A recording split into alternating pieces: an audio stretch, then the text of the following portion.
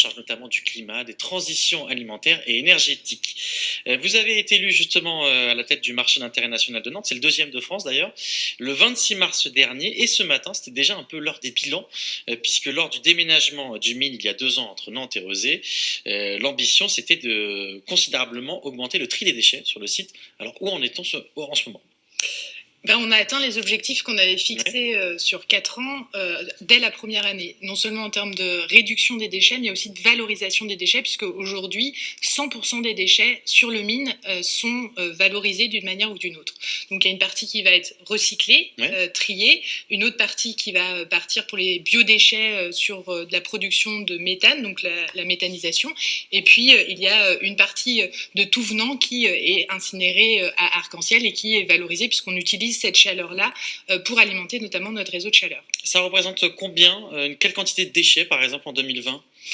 En 2020, on a à peu près 2500 tonnes de déchets. Pour comparer avec les années précédentes, on était à plus de 4500 tonnes par an. Alors, ça n'a rien à voir, hein, le tri des déchets sur le nouveau mine et sur l'ancien mine, puisque on n'était pas du tout sur ce cycle-là. Et puis, il y avait un peu du tout venant qui pouvait venir aussi. Et aujourd'hui, en fait, dans la politique de valorisation des déchets, on a aussi ouvert non seulement aux grossistes et aux opérateurs qui travaillent au quotidien sur le mine, mais aussi à leurs acheteurs, afin de vraiment réduire les déchets qui vont aller un peu partout. Alors le mine de Nantes, c'est 140 entreprises, plus de 3500 acheteurs, vous l'avez dit, sur 50 000 mètres carrés de vente. Une activité dense le matin d'ailleurs, il faut aller très très vite, hein. On a fait plusieurs reportages sur Télé Nantes. Ça implique quoi pour les professionnels justement? Est-ce qu'ils sont formés à ça, au tri des déchets? En fait, ça fait partie du contrat qu'on a passé avec Veolia, justement, qui est une sensibilisation, parce qu'on voit bien que si celles et ceux qui ont les déchets sur les bras ne les trient pas à la source, c'est-à-dire s'il y a un masque qui se retrouve dans les biodéchets, ça ne va pas pouvoir aller être valorisé en termes de méthanisation. Et donc, bien sûr, c'est complètement essentiel de faire avec les opérateurs, de les écouter, par exemple, parfois pour récolter les bandes en plastique qui joignent des paquets, ils n'ont pas des contenants assez gros, c'est ce va-et-vient et ce dialogue permanent qui permet d'avoir des solutions efficaces et qui conviennent à tout le monde. Ils sont tous d'accord? Tout le monde est, j'allais dire, positif sur cette initiative? Là, honnêtement, le fait d'avoir des déchets sur les bras, du suremballage, ça encombre tout le monde. Donc en réalité, c'est un plus et c'est un vrai service nécessaire et qui en plus conjugue les enjeux économiques, de développement économique, les enjeux environnementaux et puis la question de l'économie circulaire aussi. Alors on compte 40 producteurs locaux sur le mine de Nantes.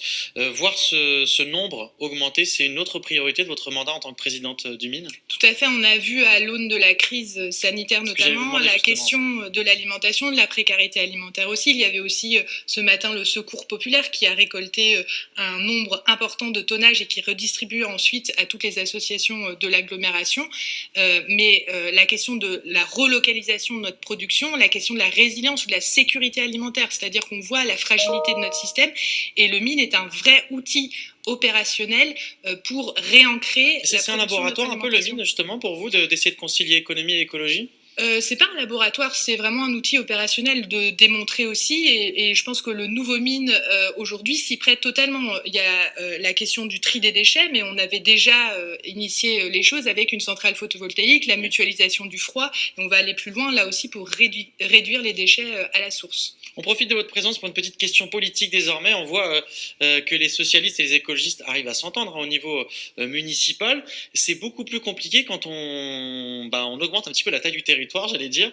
On le voit notamment au niveau des régionales avec Guillaume Garot, le socialiste, et Mathieu Orphelin, l'écologiste, qui font un petit peu dans une guerre d'ego. Comment vous arrivez à vous l'expliquer pour que ce soit plus compliqué justement? Je pense que chacun est dans des postures différentes. Je regrette fortement le choix de Guillaume Garot de ne pas avoir tendu la main ou même discuté. Il a même refusé de se mettre autour d'une table avec Mathieu Orphelin. Je pense que c'est pas une guerre d'ego. On a créé un grand rassemblement citoyen, écologiste, un pôle écologiste. La France Insoumise vient de le rejoindre également. Mais tout le monde veut être à la tête de ce rassemblement au final.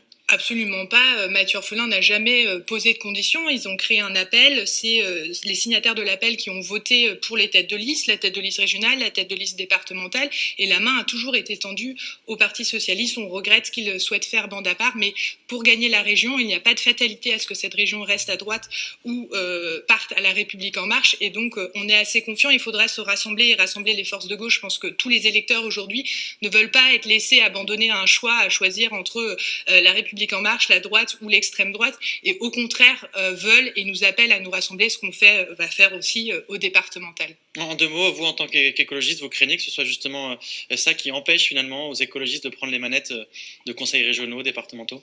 Je pense que je suis assez confiante sur les élections. Il y a une vraie opportunité, les enjeux sont là, les leviers à la région sont essentiels sur les questions de développement économique, de formation professionnelle pour anticiper les mutations, mais aussi d'aménagement du territoire, des transports, etc.